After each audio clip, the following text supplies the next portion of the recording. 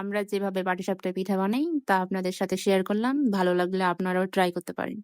প্রথমে দুধটাকে ফুটিয়ে নিতে হবে। ফুটন্ত অবস্থায় আলাদাভাবে পাউডার দুধ সামান্য পানিতে মিশিয়ে ওই দুধে দিতে হবে। তারপর আতপ চালের আটা সামান্য পানিতে গুলে দিতে হবে, সাথে কিছু এলাচ দিতে হবে।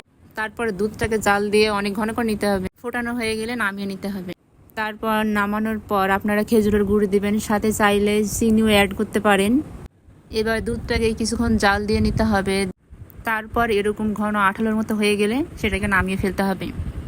তখন সেম ঠিক এই কালারটা হবে, এরকম দেখতে হবে। এবার আলাদাভাবে কড়াইতে পানি দিয়ে সামান্য লবণ দিয়ে পরিমাণ মতো চিনি দিয়ে নারকেল কোড়া দিয়ে নাড়তে হবে, সাথে কিছু এলাচও দিবেন, দিয়ে জাল দিতে হবে। এমন ঘন আঠালো হয়ে গেলে নামিয়ে ফেলতে হবে।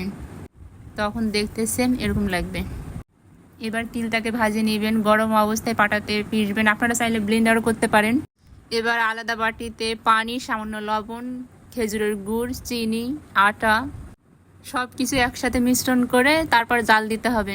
তারপর দেখতে সেম এরকম হবে। এবার আলাদা পাত্রে গমের আটা, আতপ চালের আটা, ময়দা, চিনি, সামান্য লবণ দিয়ে পানি দিয়ে গুলাতে হবে।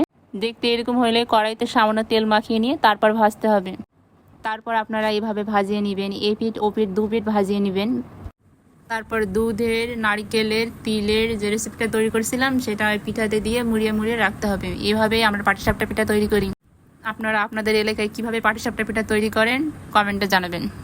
পাটিসাপটা পিঠা খাইতে আপনাদের কীরকম লাগে? আমার তো বেশ ভালোই লাগে, অনেক টেস্টি লাগে। আপনাদের কীরকম লাগে কমেন্টে জানাবেন।